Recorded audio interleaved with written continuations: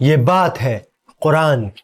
یہ کوئی قرآن نہیں ہے، یہ بس جھوٹی شاعری ہے، محمد کی شاعری۔ یہ بات ہے اس آگ کی جو لگائے گی ایک بیوی اپنے شوہر کے لیے۔ محمد کے درد سے مجھے سکون ملتا ہے۔ غلاموں، یہ کانٹے اس کے گھر کے سامنے بچھا دو۔ یہ کہانی ہے اس انسان کی جس نے رسول اللہ کو بھرے بازار میں رسوا کیا۔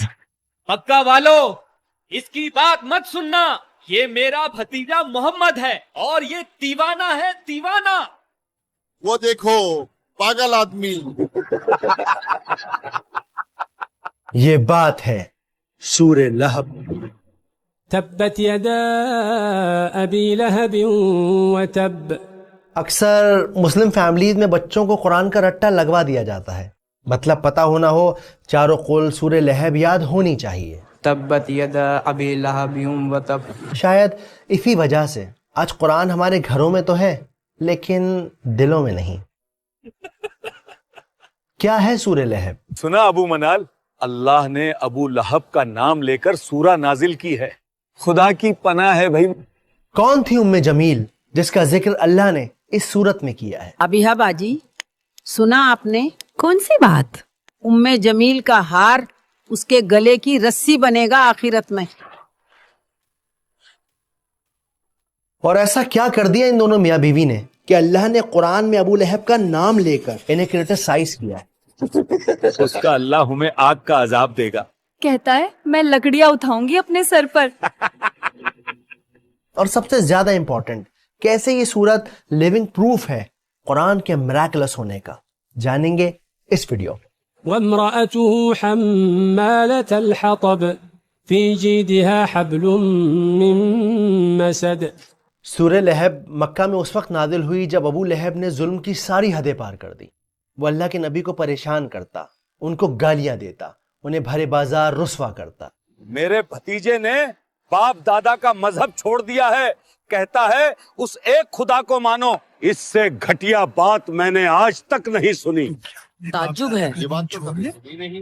مگر اس سب کی شروعات اس صبح ہوئی جب سورج کی کرنیں مکہ کی زمین کو چوم رہی تھیں۔ اونٹ ریتیلے میدانوں میں دوڑ پڑے تھے، کوئی صبح صبح خود کو شیشے میں نہار رہا تھا، کوئی ناشتہ کر رہا تھا تو کوئی ابھی بستر پر انگڑائیاں لے رہا تھا۔ یہاں ہاتھ جھوٹے جا رہے ہیں اور انہیں دن بھر بستر توڑنا ہے، اور کام ہی کیا ہے؟ اے جی، اب سوتے ہی رہو گے کیا؟ لیکن کوئی تھا جو صفا کے پہاڑ پر چڑھ رہا تھا۔ وہ پہاڑ پر کون ہے؟ محمد۔ یہ وہ پہاڑ تھا جس پر چڑھ کر مکہ والے ایک دوسرے کو اکٹھا کرتے، کوئی خاص بات بتاتے۔ صفا کے پہاڑ پر چڑھ کر اللہ کے نبی نے ایک گہری سانس لی اور پھر زور سے پکارا، یا صباحا۔ حملہ۔ یہ اذان نہیں تھی، نہ ہی کسی سوداگر کی صدا، یہ خطرے کی پکار تھی۔ اس کا مطلب تھا کہ اے لوگوں اٹھو اور میری بات سنو، تم پر ایک خطرہ آن پڑا ہے۔ لگتا ہے کوئی مصیبت آئی ہے۔ لوگ اپنے گھروں سے، اپنی دکانوں سے، اپنی باتوں سے نکل پڑے، اور پھر جب سب لوگ صفا کے پہاڑ کے نیچے جمع ہو گئے تو اللہ کے نبی نے ان سب کو ایک نظر دیکھا اور پھر ان سے ایک سوال پوچھا کہ اے لوگوں، اگر میں تم سے کہوں کہ اس پہاڑ کے پیچھے دشمن کی فوج تم پر حملہ کرنے آ رہی ہے، کیا تم میرا یقین کرو گے؟ لوگ چلا اٹھے، ہاں بالکل کریں گے، کیونکہ آپ سچے ہیں، آپ امین ہیں، آپ صدیق ہیں، آپ محمد ہیں۔ ان سب لوگوں کے جواب سن کر اللہ کے نبی ایک لمحے کے لیے رکے اور پھر انہوں نے ان سب سے کہا کہ اے لوگوں، میں تمہیں خبردار کرتا ہوں اس آنے والے عذاب سے جو بڑا سخت ہے، اور عبادت کرو اسے ایک رب کی جو ساری کائنات کا مالک ہے۔ یہ بات سن کر اچانک وہاں کی ہوا بدل گئی، ان کے چہروں پر چیختا سناٹا چھا گیا، وہ سب ایک دوسرے کو حیرانی سے دیکھنے لگے۔ یہ کیا کہہ رہے ہیں؟ تعجب ہے۔ یہ بات تو کبھی سنی نہیں۔ تو کیا اپنے باپ دادا کا دین چھوڑ دیں؟ اپنے خداؤں کو ناراض کر دے۔ اور پھر ایک آدمی کھڑا ہوا، غصے اور نفرت سے بھرا ہوا، وہ چلایا، بھتیجے، تبا لکا علی ھذا جمعتنا۔ عربی کی اس عبارت کا مطلب تھا کہ کیا ناش ہو تیرا، ٹوٹ جائیں تیرے ہاتھ، क्या तूने हमें इसीलिए यहाँ जमा किया है? ये आदमी और कोई नहीं बल्कि रसूलुल्लाह का चचा अबू लहब था। उसकी बद्दुआ आसमान से टकराकर वापस उस पर आ गिरी। उसके नसीब के पन्नों में जहन्नम का अजाब हमेशा के लिए लिख दिया गया। लेकिन अल्लाह ने अभी अपने नबी को ये बात नहीं बताई।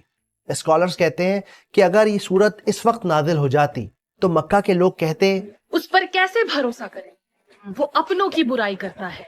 असल में उस दौर में मक्का में चाचा का दर्जा बाप के बराबर होता है, स्पेशली जब सगे वालिद का इंतकाल हो चुका हो, वक्त गुजरता रहा। अल्लाह के नबी जगह जगह घूम घूम कर एक अल्लाह की इबादत करने का मैसेज पहुंचाते रहे, लेकिन अबू लहब वो आप सल्लल्लाहु अलैहि वसल्लम के पीछे पीछे जाता।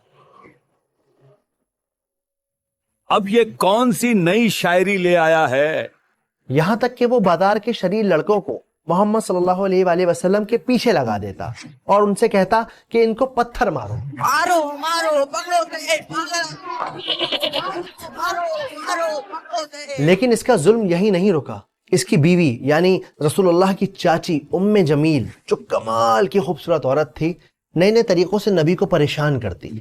आप सब तो मक्का के बड़े सरदार हैं, फिर अहमद का बॉयकॉट क्यों नहीं करते? सही कहा, बॉयकॉट करो उसका। हाँ बॉयकॉट करो उसका। सही कहा, हाँ बॉयकॉट करो उसका। और हद तो जब हो गई जब इसने अपने दोनों बेटों को यह हुक्म दिया कि वो अपनी बीवियों को तलाक दें, क्योंकि इन दोनों की बीवियां आप सल्लल्लाहु अलैहि वसल्लम की बेटियां थीं, उम्मे कुलसुम और रुकैया रज़ियल्लाहु ताला अन्हा। तुम्हारा चेहरा भी मुझ पर हराम है अगर तुमने अपनी बीवियों को तलाक नहीं दिया। बाबा, हम आज ही उन्हें तलाक देते हैं। दिन शाम में ढल गए, शामें रातों में ढल गईं, लेकिन अबू लहब के जुल्म में कोई कमी ना आई। अरे मक्का वालों, मेरे भतीजा दीवाना हो गया है, दीवाना। इसकी बात मत सुनना। और जब इसके जुल्म की इंतहा हद से पार हो गई, तब अल्लाह सुब्हानहू ताला ने नबुव्वत के 10वें साल में सूरह लहब को नाजिल किया। अबू हादी, हमें वो सूरा तो सुनाओ जो नबी पर नाजिल हुई है। बिस्मिल्लाहिर्रहमानिर्रहीम। तब्बत यदा अबी लहब व तब मा अगना अन्हु मालुहु व मा कसब सयस्ला नारन ذات लहब वम्रअतुहु हम्मालतल हतब फी जीदिहा हब्लुम मिन मसद। आइए अब इस सूरत को सिनेमैटिक अंदाज से समझते हैं, आसान तरीके से। तो पहली आयत है तब्बत यदा अबी लहब व तब। पहली आयत में अल्लाह ने कहा कि टूट गए दोनों हाथ अबू लहब के और बर्बाद हो गया वो। अब यहाँ पर दो बातें हैं जो नोट करने वाली हैं। पहली बात यह है कि जो पूरी आयत है, ये आयत असल में पास्ट टेंस में बात कर रही है, यानी ऐसा नहीं कि अबू लहब के हाथ टूटेंगे, असल में उसके हाथ टूट चुके। जिस लम्हे उसने नबी पाक की शान में गुस्ताखी की, उसी लम्हे उसके हाथ टूट गए। तो ये काम 100% हो चुका है, उसके हाथ टूट चुके हैं। लेकिन अबू लहब फिर भी बाज ना आया। जब ये सूरत नादिल हुई तो वो लोगों से कहता, वो कहता है मेरे हाथ टूट गए। कहाँ टूटे मेरे हाथ? सही सलामत तो हैं।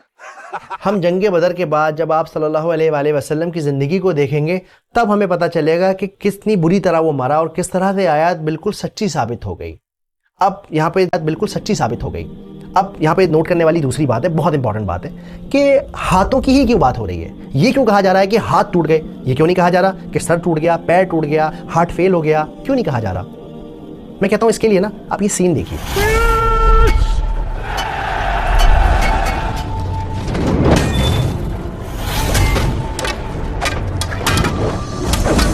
चलिए इस सीन को एक बार फिर से देखते हैं। इस सीन में आपने नोटिस किया होगा कि कैसे एक सिपाही ने, एक फाइटर ने अपने हाथ में एक तलवार ली हुई है और दूसरे हाथ में खुद को बचाने के लिए उसके पास शील्ड है, एक ढाल है। तो अगर किसी इंसान के दोनों हाथ टूट जाएंगे तो क्या होगा? ना तो वो वार कर सकेगा और ना ही अपना बचाव कर सकेगा। तो फिर इन दी एंड आप बर्बाद हो जाओगे, खत्म हो जाओगे और अगला हमला फिर आप ही के ऊपर होगा। बिल्कुल इसी तरह हम अबू लहब की ज़िंदगी में देखते हैं, उसका माल, उसके बेटे, उसके कनेक्शन, उसके ताल्लुकात, उसकी पावर, सब के सब बर्बाद हो गए। कोई भी उसके काम नहीं आया। और हम आगे जाके देखते हैं कि जब वो मरा तो इतनी बुरी मौत मरा, इतनी बुरी मौत मरा कि कोई उसे छूने वाला नहीं था, कोई दफनाने वाला नहीं था। कई दिनों तक उसकी लाश सड़क पर सड़ती रही, लोग परेशान होते रहे, यहाँ तक कि उसके अपने लड़कों ने भी उसे छूने से, घर में रखने से मना कर दिया। अरे अबू लहब के बेटो, अपने बाप की लाश तो ठिकाने लगाओ। بدبو سے لوگ الٹی کر رہے ہیں. اب آتے ہیں آیت نمبر 2 پر. ما اغنا عنہ مالہ وما کسب. نہ ہی اس کا کوئی مال اس کے کام آیا، نہ ہی اس کی کوئی اولاد اس کے کام آئی. اصل میں یہ آیت جواب ہے اس بات کا جو ابو لہب اکثر لوگوں سے کہا کرتا تھا. اگر وہ سچا ہے دے دوں گا مال و دولت اللہ کو اور بچا لوں گا خود کو جہنم سے. اب یہاں نوٹ کرنے والی بات یہ ہے کہ یہ جو کسب کا لفظ ہے اس کا مطلب ہوتا ہے کمائی کے، ارننگ کے. کبھی کبھی لوگوں کے پاس بڑا پیسہ ہوتا ہے، باپ دادا نے ان کے کما کے چھوڑا ہوا ہوتا ہے، پر یہ کسب کا لفظ استعمال کیا جاتا ہے اپنی کمائی کے، جو آپ نے خود کمائی ہے. آپ صلی اللہ علیہ وآلہ وسلم کی ایک حدیث ہے جس میں وہ کہتے ہیں کہ انسان کی سب سے بہتر کمائی اس کی اولاد ہے، اور جس طرح سے ہم دیکھتے ہیں کہ اس کی اولاد اس کے کام نہیں آئی. اگلی آیت کی طرف پڑھتے ہیں، آیت نمبر 3. سیصلا نارا ذات لہب. کہ ابو لہب جہنم کی آگ میں جلایا جائے گا جو بھڑک رہی ہوگی، شعلے والی آگ ہوگی. اب ہم بڑھتے ہیں چوتھی آیت کی طرف جو ہے وَامْرَأَتُهُ حَمَّالَةَ الْحَطَبِ. اور اس آیت کا مطلب ہے کہ اس کی بیوی اپنے سر پر ایندھن اٹھائی ہوگی. ایندھن کیا کہ وہ لکڑیاں ڈھو رہی ہوگی جہنم کے اندر. اس کا کام یہ ہوگا کہ جلنا تو ہے ہی ہے اور ساتھ میں آپ کو جانا ہے، اس کو جانا ہے اور جا کر یہ لکڑیاں لے کر آئے گی اور اس آگ کے اندر لکڑیاں ڈالے گی. تو جب ہم آگ میں لکڑیاں ڈالتے ہیں تو کیا ہوتا ہے؟ آگ اور تیز ہوتی ہے، تو اپنی آگ یہ خود بخود جلائے گی. لیکن یہاں مزے کی بات یہ ہے کہ اللہ تعالیٰ یہ بھی کہہ سکتے تھے کہ وہ جہنم میں جلے گی، وہ جہنم کا عذاب زندگی بھر جھیلتی رہے گی. یہی کیوں کہا کہ وہ لکڑیاں لے کر آئے گی؟ دیکھیے یہاں سمجھنے کی بات یہ ہے کہ وہ اپنی زندگی میں کیا کرتی تھی. آپ فکر نہ کریں، اب جو میں کہتی ہوں وہ کرتے جائیں بس. تو وہ اس دنیا میں اپنے ہسبینڈ کی نفرت کو فیول کرتی تھی، اس آگ کو بڑھانے میں اس کا ساتھ دیتی تھی. اسی وجہ سے اللہ سبحانہ و تعالیٰ نے آخرت میں اس کا عذاب یہ رکھا ہے کہ جاؤ جا کے لکڑیاں اٹھا کے لے کے آؤ، ڈھو اپنے سر پہ اور اپنی آگ کو خود بھڑکاؤ. اب یہاں پہ ایک اور ضروری بات ہے، بہت امپورٹنٹ بات ہے. جب بھی آپ نماز میں سورت کو ریسائٹ کریں تو ایسا نہیں کہ آپ گئے وَامْرَأَتُهُ حَمَّالَةَ الْحَطَبِ. نہ ہما ایک پاورفل لفظ ہے، بہت ہی زیادہ اس کے اندر اثر ہے، ویٹ ہے. تو آپ جب بھی پڑھیں گے آپ کو اس پہ زور دینا ہے. وَامْرَأَتُهُ حَمَّالَةَ الْحَطَبِ. آیت نمبر 5 کی طرف پڑھتے ہیں جو ہے فِي جِيدِهَا حَبْلٌ مِّن مَّسَدٍ. اور اس کے گلے میں مونج کی رسی ہوگی، یعنی ناریل کی چھال والی رسی ہوگی. یہاں پر جیدیہا کا جو لفظ ہے اس لفظ کا استعمال ہوتا ہے خوبصورت گردن کے لیے، ایسی گردن جو زیور سے لدی ہوئی ہو. کمال کی بات یہ ہے، مزے کی بات یہ ہے کہ رسی کا ذکر کیوں ہے اور گردن کا ذکر کیوں ہے؟ تو اس کے پیچھے کی بات یہ ہے کہ ام جمیل ایک خوبصورت سا اپنے گلے میں ہار پہنا کرتی تھی. وہ مکہ والوں سے کہتی تھی، اپنے نوکروں سے کہتی تھی، عام لوگوں سے کہتی تھی میرے گلے کا یہ ہار میں اس کو دوں گی جو محمد کے خلاف کھڑا ہوگا، میرا ساتھ دے گا. اور اسی وجہ سے یہاں یہ مینشن کیا گیا ہے کہ اس کے گلے میں مونج کی رسی ہوگی، بل والی رسی ہوگی، تکلیف دینے والی رسی ہوگی اس کی اس گلے میں جس میں وہ ہر وقت ہار پہنے رہتی تھی. یہ تھی سورہ لہب کی انڈرسٹینڈنگ. اب سب سے ضروری بات یہ کہ سمجھنا یہ ہے کہ آج ہماری زندگی میں اس کا کیا ریلیونس ہے. جو میں سمجھاؤں اس حساب سے بتاتا ہوں کہ سب سے پہلی بات تو یہ کہ سورت اس لیے نازل کی گئی ہے کہ وہ جو اللہ کے نبی کا دشمن ہے وہ اللہ کا دشمن ہے. جس اسپیڈ سے وہ اللہ کے نبی کی طرف بڑھ رہا تھا ظلم کرنے کے لیے، اس سے کہیں گنا زیادہ اسپیڈ سے اللہ کا عذاب ابو لہب کی طرف آ رہا تھا اور آ چکا تھا، اسے خبر نہیں تھی.